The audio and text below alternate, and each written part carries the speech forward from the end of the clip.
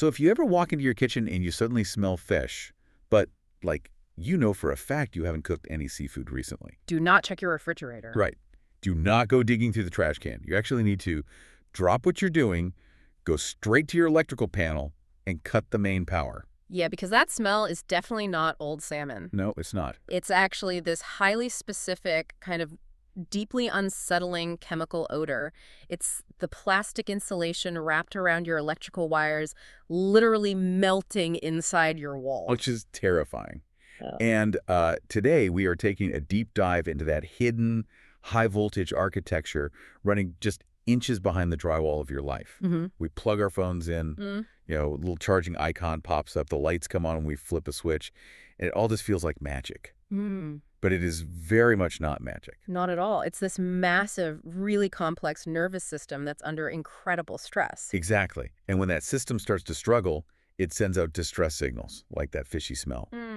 But we almost always ignore them. Well, we ignore them because we've just completely normalized this invisible force, you know? Yeah, we take it for granted. Completely. But the source material we're looking at today really strips away that illusion. We're actually pulling from the service guides, blog posts, and the literal day-to-day field notes of AT Electric LLC. Right. They're a professional electrical service company operating out of Mansfield, Texas. Which makes for a really perfect microcosm to study this. Yeah, Mansfield is this rapidly growing suburb in the Dallas-Fort Worth metroplex.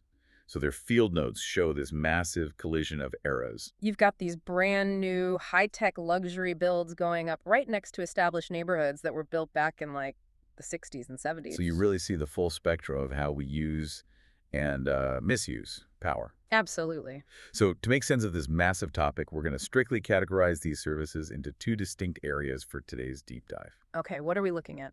First, we're going to look at residential safety and upgrades. Yeah. So decoding those scary warning signs your house is giving you and what it actually takes to upgrade that space. Right. And second, we have to look at commercial infrastructure support, how businesses handle electricity totally differently to survive. Starting with the residential safety side is so critical because, I mean, before anyone even thinks about smart hubs or fast charging their cars, there has to be a safe baseline. Yeah, the melting plastic smell is just one of those severe warning signs. Right, because the chemicals used in certain wire coatings and even the outlet plastics, they break down under extreme sustained heat. And that's what releases that weird odor. Exactly. It mimics fish or sometimes even ammonia or urine, and it is a late-stage warning of an impending electrical fire.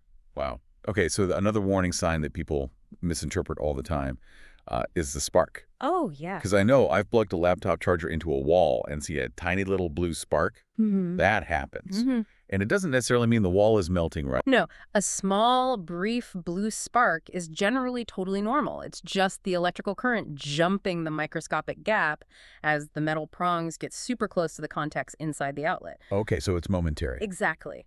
But the field notes draw a very sharp line between that and an arc flash. An arc flash? Yeah. If you see a large, continuous spark, especially if the light is yellow or white, you are witnessing an ongoing plasma event. Wait, a plasma event? So the electricity is literally escaping its intended copper path and just traveling through the air? Yes. And the heat generated by an electrical arc like that is astronomical. I can imagine. I mean, it'll melt the outlet housing, scorch the wooden studs behind it, and ignite the drywall paper. That is wild. So if you see those yellow or white flashes, or, and this is important, if you hear a sizzling, crackling sound coming from inside the wall... That's the auditory version of it, right? Yep. It's a loose connection, constantly making and breaking contact, throwing sparks every single time. Which usually leads to probably the most common distress signal of all, which is the tripped circuit breaker. The classic. Right. The living room goes dark, you sigh, you walk out to the garage, you flip the switch back on, and go back to watching TV. We've all done it. But reading through these field notes, it really hit me. A tripping circuit breaker is basically a fever. Oh, I like that. Yeah, it's a symptom of an underlying infection, not the disease itself. Exactly. A fever is the body's built-in defense mechanism, right? Telling you something is wrong. Right. The breaker is the home's defense mechanism. It's designed to cut the power before the wire gets hot enough to start a fire. So if it keeps tripping, it is screaming at you that the wire is dangerously overloaded. And going out to the garage and repeatedly resetting it without fixing the root cause. It's like taking painkillers while completely ignoring a broken bone. Yeah, you're actively defeating the system's built-in protection until the breaker eventually just fails and the house catches fire. So what is that underlying infection in most cases? Well, in these older homes, it's usually historical infrastructure. The sources specifically point out that homes built in the 1960s and 70s often feature aluminum wiring, Ah, or they have these incredibly outdated 60 to 100 amp electrical panels. because copper is the standard now. But back then, there was a huge housing boom and copper was super expensive. Exactly, so builders just pivoted to aluminum to cut costs. But the problem is, aluminum behaves completely differently under stress. How so? Well, aluminum expands and contracts with temperature changes much more dramatically than copper does. Okay. So over decades, that constant thermal expansion and contraction physically loosens the connections at your outlets and your switches. And when a connection gets loose, you introduce microgaps, which this is where the chemistry really makes it dangerous. Right, the oxidation. Yeah, when aluminum is exposed to the air in those tiny gaps, it oxidizes. And unlike copper oxide, which can actually still conduct electricity, Aluminum oxide is an insulator, it acts like a literal wall. so the electrical current has to fight to get through that oxidized wall. That struggle creates resistance. And in the world of electricity, resistance equals extreme heat. But even if an older home was built with copper, those older 60 or 100 amp panels are just simply overwhelmed by modern life anyway. Oh, completely. I mean, think about it. When those panels were installed, a family had like one television, a refrigerator, maybe a few lamps. Today, we are running multiple high-def screens, gaming consoles, deep freezers, massive HVAC systems, smart hubs, and microwaves, all at the same time. We are forcing a massive volume of modern electrical demand through a tiny, outdated straw. Yeah. And to understand why that is so dangerous, you really have to anchor those terms. Electricity basically operates on volume and pressure. Like water in a pipe. Exactly. The voltage is the water pressure, and the amps represent the volume of water flowing through the pipe. Okay, that makes sense. So a standard phone charger pulls maybe 1 amp. It's a tiny trickle. But a modern HVAC system or an oven pulls massive volume. When you force too many amps through a wire that's rated for a lower volume, the wire physically heats up. So that's why modernizing a home, moving from fixing to future-proofing, almost always starts at the panels. Yes. Upgrading from those old 60 amp boxes to a modern 200 amp service? Which brings us to, honestly, the biggest modern challenge to residential infrastructure right now. Yeah. The electric vehicle. Oh, yeah. The EV charger is completely rewriting the rules of residential power demand. Because these are massive, continuous power draws. Right. But I'm going to play devil's advocate for the listener here. Let's look at how people actually behave. Okay. Someone buys a shiny new EV, they realize they need to charge it, so they go online, buy a charger, grab the thickest heavy-duty extension cord they can find at the hardware store, and plug it right into the standard wall outlet in their garage. Why can't I just do that? Well, because that is exactly how you melt your garage wiring. An EV charger is not a microwave. It's not a space heater. When you plug in an electric vehicle, you are demanding a sustained, high amperage current. Like how high? It pulls 40 to 50 amps continuously for 8 to 10 hours straight. Wow. So it's literally like turning on your oven and just leaving the door open all night. Yes. If you plug that kind of load into a non-dedicated circuit, like a standard garage outlet that might also be sharing a wire with your garage door opener, Right. that standard copper wiring will literally heat up until the plastic insulation liquefies. So adding an EV charger to a non-upgraded panel is basically injecting a massive new load into a system that is already nearing its breaking point. Exactly. Which is why the sources stress the absolute necessity of a dedicated circuit and a full capacity evaluation. And a dedicated circuit just means the wire runs directly from the charger to its own specific breaker in the panel, right? Correct. It shares power with absolutely nothing else in the house. Okay, so modernizing isn't just about supplying massive volume. It's also about protecting the sensitive electronics that are pulling that volume. Right.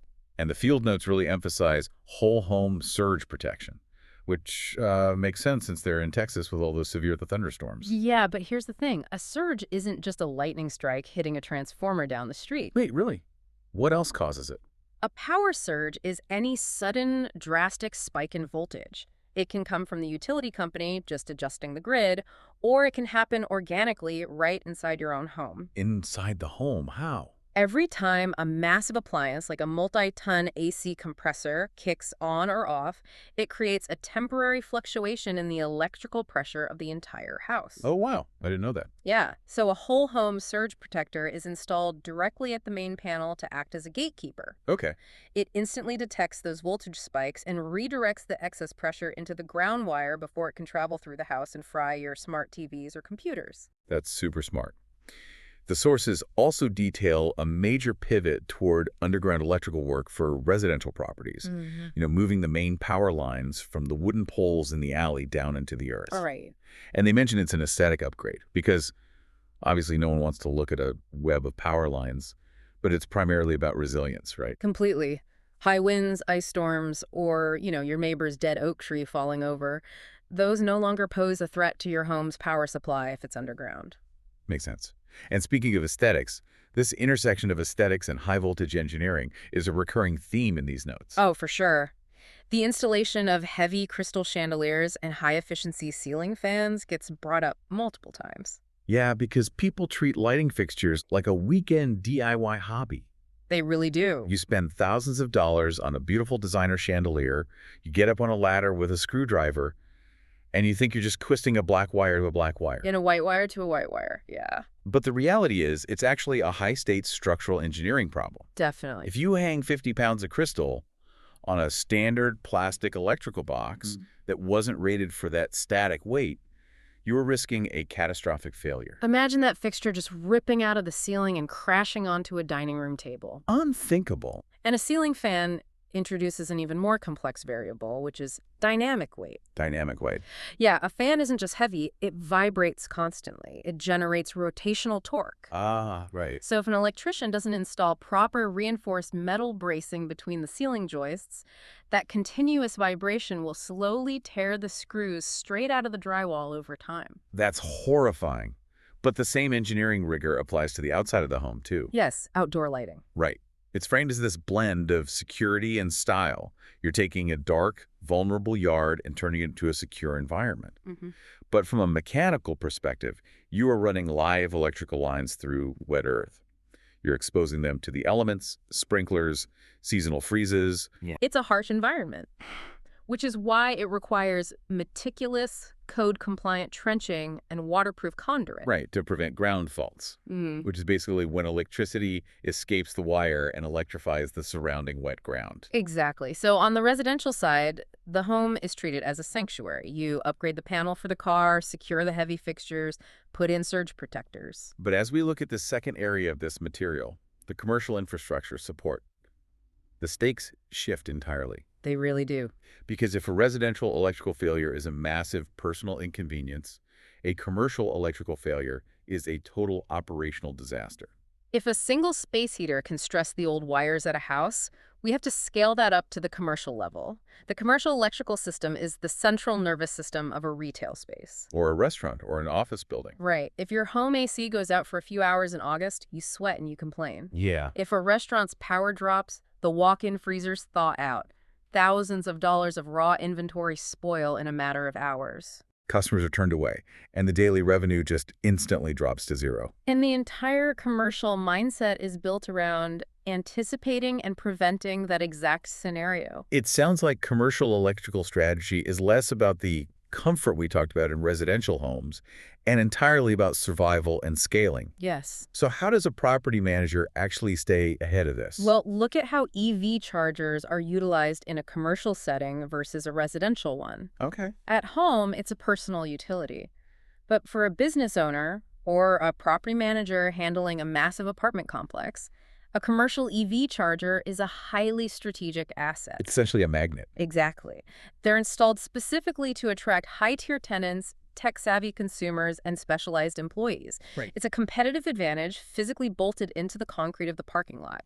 People will choose where to eat, where to shop, or where to sign a lease based entirely on whether they can charge their vehicle while they do it. That makes total sense. Yeah. And the parking lot itself represents a massive liability anyway. Huge liability. The field notes highlight this specific scenario of winter in North Texas, where the sun sets by like 5:30 p.m. Yeah, it gets dark early. So from a business perspective, a dark parking lot or a flickering storefront sign is much more than just an aesthetic nuisance. It creates immediate physical security vulnerabilities for employees and customers who are walking to their cars. And it also broadcasts a very specific, damaging psychological message to the public. Oh, subconsciously, a dimly lit storefront tells a consumer that the business is either closed, struggling, or just completely neglects its property. So a customer driving by will just keep driving. Right. And the liability aspect here is huge.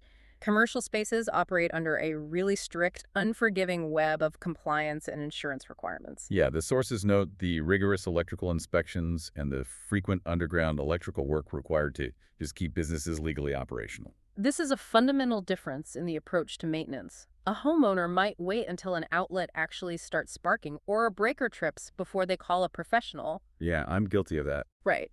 But a business owner cannot afford to wait for the spark. They have to utilize regular, proactive inspections to identify thermal wear and tear on their panels long before a failure ever occurs.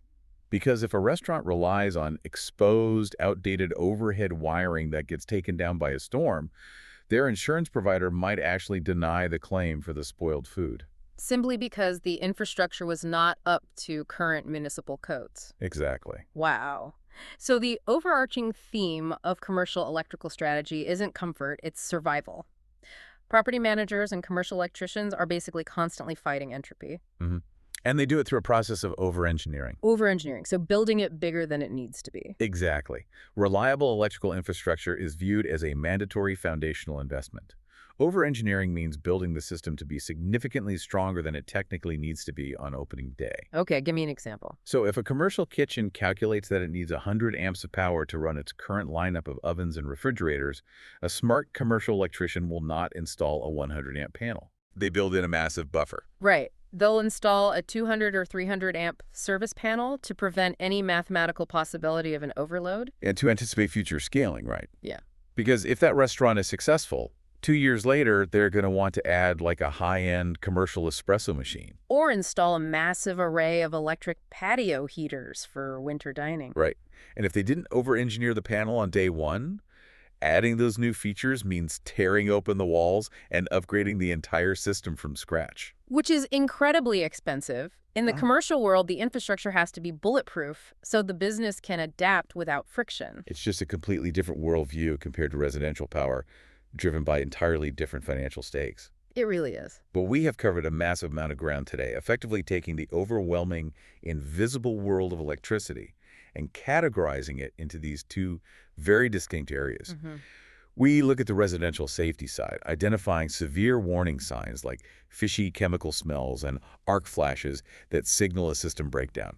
And we explored the mechanics of why older homes with aluminum wiring or 60-amp panels physically cannot handle the volume of modern devices. Right. And then we covered the transition into residential upgrades, future-proofing those homes, upgrading to 200-amp panels for EV chargers, and the meticulous engineering required to safely install heavy fixtures like ceiling fans. Yeah, and then we shifted to commercial infrastructure support, where electricity is leveraged purely as a tool for survival. Using strategic assets like commercial EV chargers and winter lighting to attract customers and mitigate liability. And of course, over-engineering the power supply to ensure a business never faces catastrophic downtime. It really changes how you perceive the built environment around you.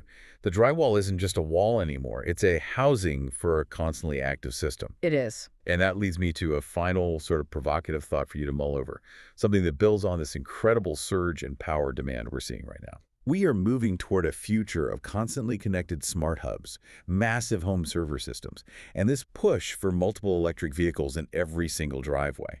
The volume of power we are demanding from the grid is skyrocketing. The demand is definitely moving in one direction, and it is moving fast. So, considering all the physics and the limitations we discussed today, how long will it be before the modern 200-amp electrical panels of today become the outdated, dangerous bottlenecks of tomorrow? That is a great question. Are we going to be looking back at a 200-amp house in 2040 the same way we currently look back at those old 60-amp aluminum-wired homes from the 1970s? Probably. It's a wild thing to think about as this technology continues to scale.